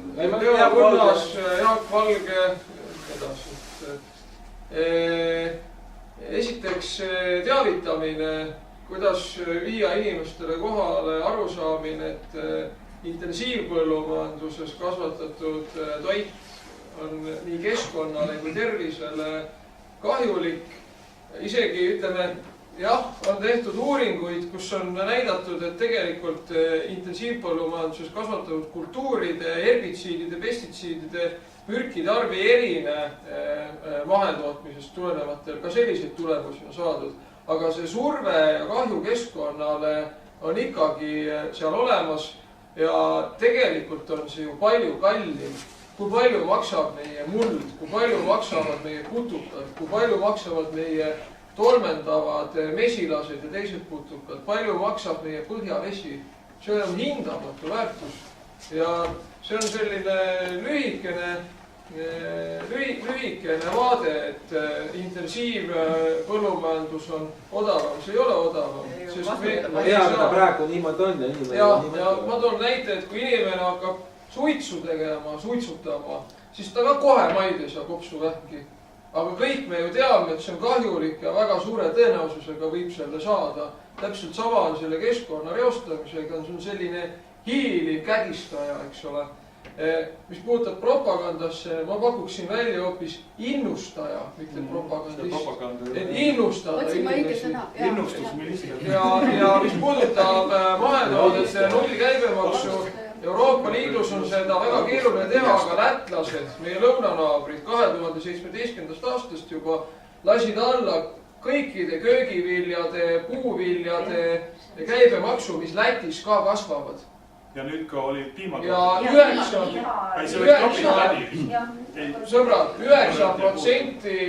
Lätis toodetud köögiviljade, puuviljade, aedviljade läbimüük ja käive ja tootmine kasvas.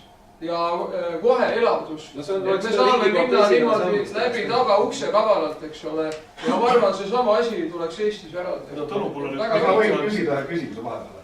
Et kuna debateerijad on kõik siin, nad saavad kindlasti sellele vastata. Ütleme võitlejad, ärme anglicismi kasuta. Mind huvitab näiteks see asi, et seesama mahepõllumajandus ja õko on kõik suunatud tervise hoidmisele, eks ole? Sama loodusele ka.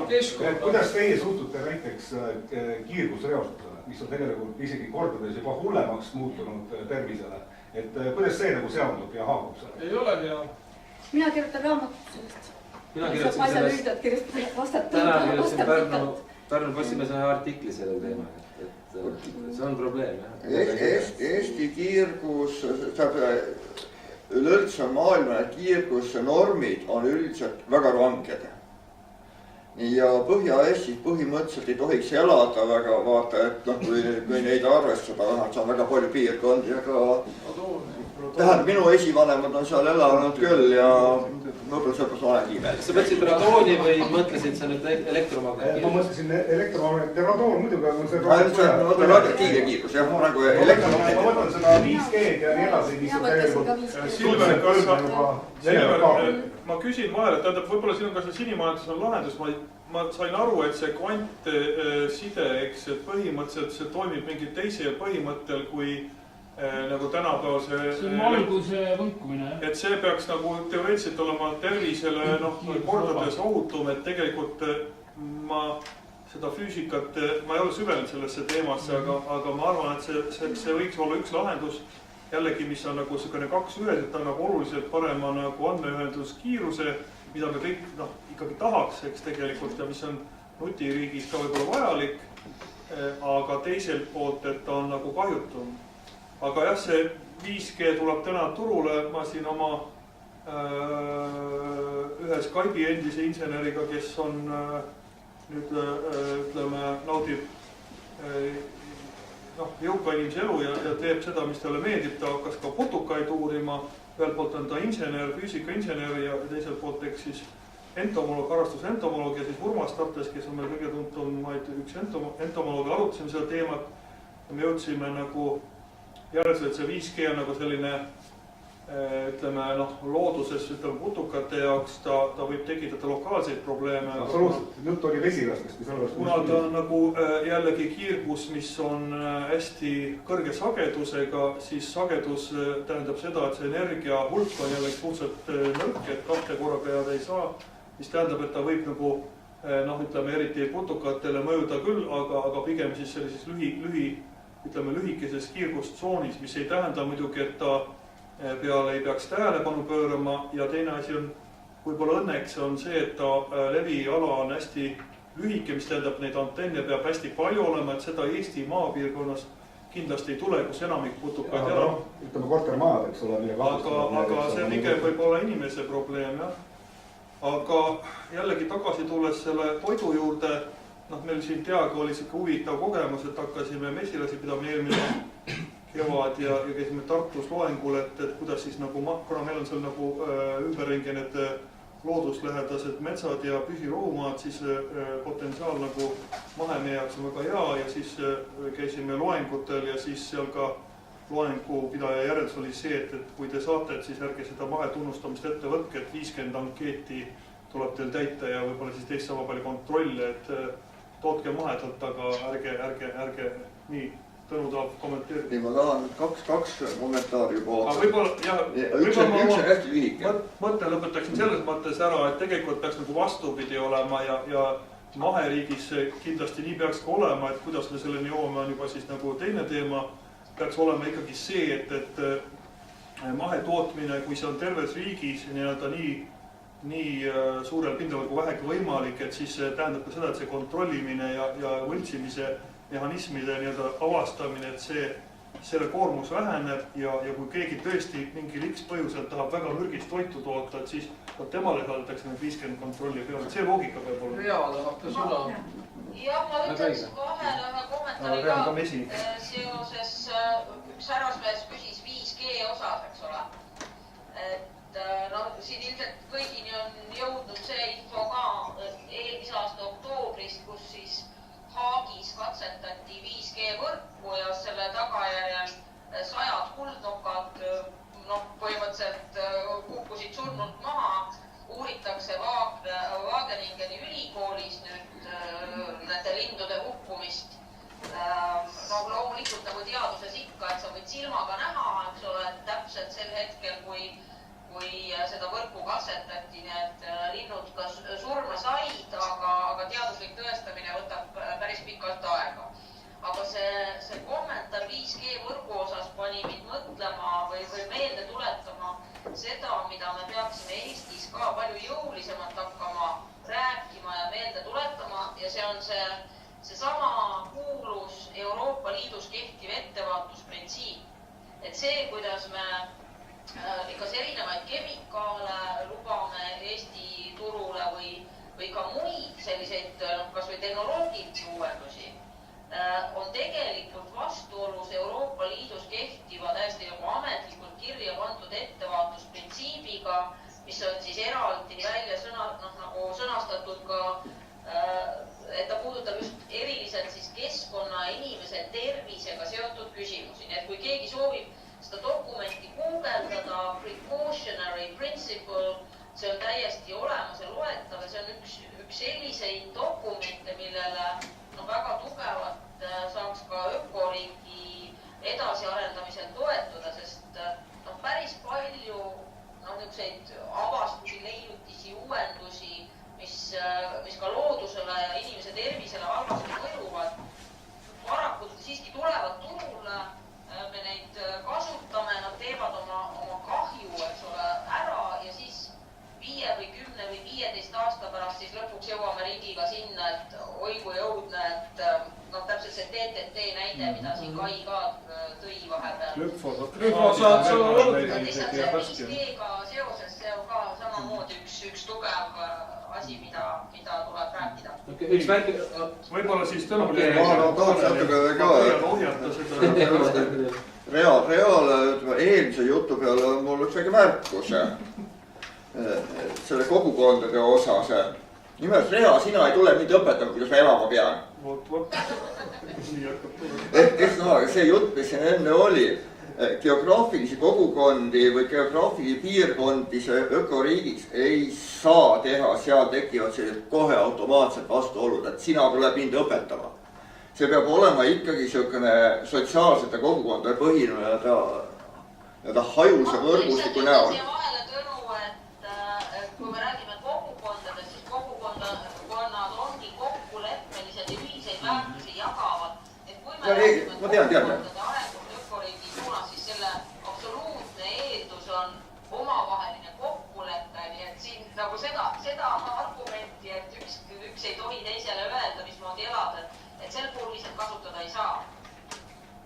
nii, ja nüüd see kokkuleppe küsimus on nüüd see, mida ma tahtsin Märtile siin natukene täiendada, aga ta ütles ise selle ära. No, okay. Ehk teistsõnad, aga ma natuke teistpidi sõnastaks seda, et see, et ökoriik ei ole see, kui poes on hästi palju ökomärgisega asju, vaid ökoriik on see, kui sa võid saada normaalseid asju selle põhjal, et ma usaldan tootjat. Küll ma sind ei tunne, aga kuna Märt tunneb sind ja mind, eks ole, siis Märdi kaudu ma usaldan sind ja sinu toodetud ka. Et teiste sõnadega on vaja usaldust. Praegu on usaldus riigistatud. Peab saama paberit kätte ja siis on asi ökotoode, aga see usaldusõigus tuleb anda tagasi ja selle tulemusena siis see on see info vaba liikumine. Ja siis see asja üle piduriks. Ja et Tõnule, et just see usaldus ja ausus, minu abikaasa on veoautojuht ja ma ütlen, meil tulevad Hispaaniast luun ja kilega kurgid. Kas on aus? See ei ole. Ja nii on mitme asjaga. Keegi ei usu. Hispaaniast tuuakse sisse kurgid, kus on neid luun ja kiled peal. Ostavad luunjast ilmselt kiled. Võib-olla nad viivad pakkimissaid. Ei, kurgid ma tulevad poodi müüdi. Nii, Silver. Toiduteema puhul ma tahaks küsida seda, et öko ja maheriik on ja hooliv riik seal samas nii majanduslikult kui ka kõikides muudes terminites, siis kas looma enneaegne surm saab olla mahe või öko? See on nagu hea küsimus, aga teisest poolest, kui sulle nagu ökoloogina ja evolutsioonibioloogina vastata, siis looduses on ikkagi, ütleme, on välja kujunenud taimede klass ja karnivooride klass, et tegelikult ja siis veel omnivoorid nagu inimene, et keegi kedagi sööb ja keegi kedagi tapab kogu aeg, et küsimus on jah nüüd selles, et see peaks olema võimalikult nagu eetiline. Kui vanaks elas loom 30-50 aastat tagasi, kui pikk oli söödava looma? Selle puhul ma vastaksin ka. Kes enne vastas? Ma võtaksin puhtalt jällegi ökoloogina paar näidet.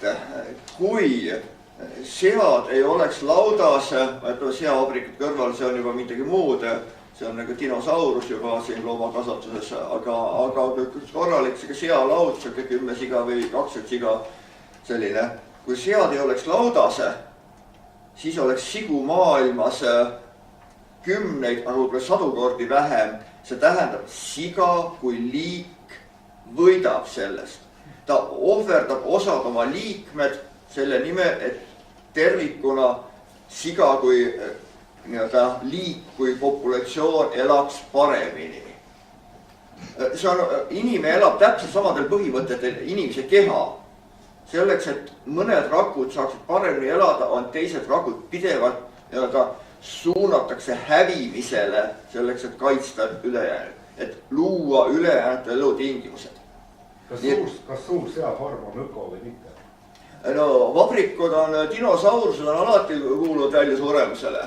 Selles ei ole midagi imelikku ja selle peale pühenduda niimoodi välja surevale struktuurile, mis on loob keskkonna välja sureva struktuuri, ei saa nagu seda ökoks nimetada.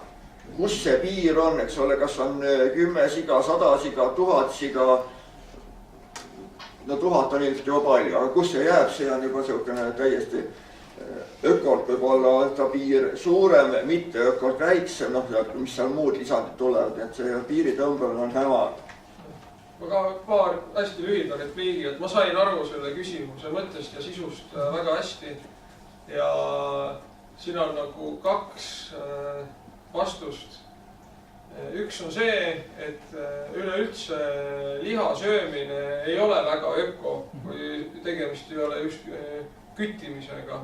Ja see on nagu selline tundlik teema, et kui minna inimestele serveerima ökoriiki, kirjutades neile ette, et nüüd hakake vähem liha sööma või lõpetage see üldse ära, siis Eestis, kus meil on lihasööjate kultuur, noh loomulikult kõik tõstavad oma sõrad ja sarved püsti. Et selle loosungiga peale lennata on taktikaliselt ebamõistlik, aga see on probleem. Me kõik teame, et loomakasvatus on planeeti aidanud suurel määral tuksi keerata ja seda tuleks otsustavalt vähendada. Teisalt see on nagu selline kompleksne kultuuriline, sotsiaalne ja isegi võib-olla identiteedi küsimus. Aga siin on olemas juba lahendused. Liha tänapäeval kasvatatakse laboris ja see on juba üsna levinud ja vaadake, kui kiiresti tegelikult on ühiskond meil arenenud viimase 10-20 aasta jooksul, kuna me ise võtame sellest arengust osa, siis me seda alati ei märka. Nutitelefon, noh, mõelge nüüd näiteks 20 aastat tagasi ulme, eks ole, Rea Raus on siin, istub tooli peal ja on ta nüüd siin või ei ole, noh, selle üle võib jälle hakata rääkima. Et mina arvan, et 10-15 aasta pärast liha tootmine nendele, kes tahavad liha süüa, armastavad liha süüa, on kolinud nii-öelda lihakasvuhoonetesse, kus seda, võib-olla seda nagu eluslooma tegelikult ei ole, nii nagu need samad Hispaania kurgid, meil on, noh, talvel tahavad inimesed kurki saada, ega ta mujal ei kasva kui kasvuhoones. Ja ma arvan, et see on üks küsimus, mille inimkond lähikümnenditel tegelikult lahendab ära. Üks on see, et jah, me peaksime vähem liha sööma, see oleks tervisele, südame-veresoonkonnale kasulikum ja nii edasi, pluss siis veel eetiline aspekt, et ega keegi ju surra ei taha, ükski loom ei taha ka surra, kõik tahavad elada õnnelikku ja pikka elu. Nii. Aga labori liha tootmine, ma arvan, see on tuleviku muusika ja see tulevik võib olla juba kiiremini meile saabumas, kui me arvatagi oskame. Sobis vastus? Ma tahaks tegelikult küsida protseduurilise olulise küsimuse, mis võiks teha vähemalt meie kõigi peades asja efektiivsemaks. Ja ma isegi ei tea, kellele seda esitada. Ma saan aru sellest, et tegelikult Roy on ökoriigi sõna, kui mitte väljamõtleja, aga ta igatahes on üks esimesi, kes selle eesti keelde tõi. Nii. Kalevi Kull oli vist ikkagi varem. Josemiotik Kalevi Kull võib-olla ütles enne, aga siiski. Aga mida me üldse taotleme, et kas on siin arusaam, et kuidas moodi see asi saaks minna asjalikumaks? Et siin oli väga hea näide sellest, et on tegelikult taimetoitlus ja lihatööstus, see ongi väga õrn teema, on ju, ja siin on võimalik väga palju erinevaid arusaamasid. Kas siin on kusagil see mõte, et me tegelikult nagu enam-vähem kõigis asjades oleme ühel meelel, et me tahaksime, et asi läheks õppumaks ja rohelisemaks ja mahedamaks, aga kas see arusaam, kuidas moodi tegelikult siis edasi hakkaks minema, et tekiks mingisugune kodanikualgatusest kasvanud parteide ülene mudel, kokkulepete pakett. Kus me oleme, mida me teeme siin? Seda ka arengukava teha. Ei, ma tahtsin aru saada ja tegelikult on teine osa veel sellel mõttel. Minule tundub see, et räägitakse, et on ökoriik, et on aga ma selles mõttes siis esitaksingi selle küsimuse retooriliselt, et kas me üldse saame niimoodi isolatsioonis seda asja vaadata, et tegelikult ongi, et Euroopa on ju vaba turg ja üleüldse... Aga hea, see Prantsusmaa näide just, et tegelikult ei ole. Asjad ei pea liikuma vabalt, informatsioon. Ja üleüldse on meil üks planeet, meil on vastupidi, kus me tegelikult kõik oleme kõigiga seotud. Kuigi meil hetkel olid kõik need näited olid küll Euroopast ja selles mõttes me kuulume Euroopasse ja ma täiesti spontaanne küsimus, mul ei olnud seda siis, kui ma siia istuma tulin, oli see, et kas oleks võimalik, et pärast Riigikogu valimisi tulevad meil Europarlamendi valimised, kas on võimalik, et kogu see nii-öelda tekkiv platvorm hoopiski suudaks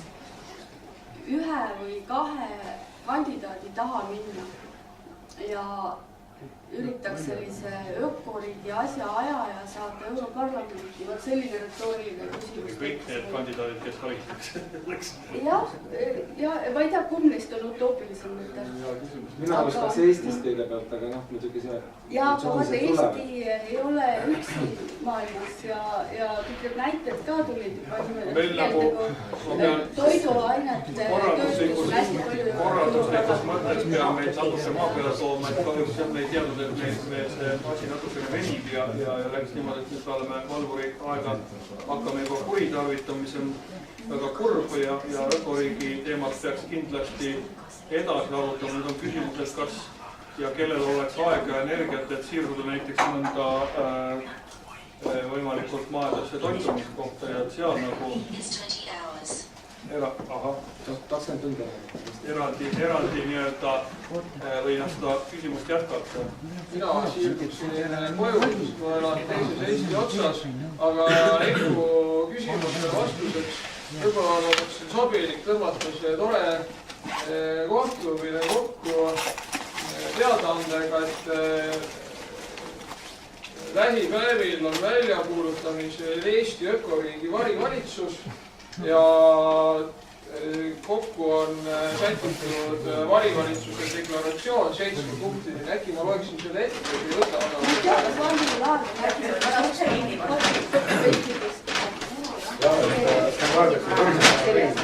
ja siis teine kord. aga jaga selle ürituse Facebooki ka ja minul oleks kohale tulnutele ja vaevanägijatele väikene meene. mina näeks, et see on nii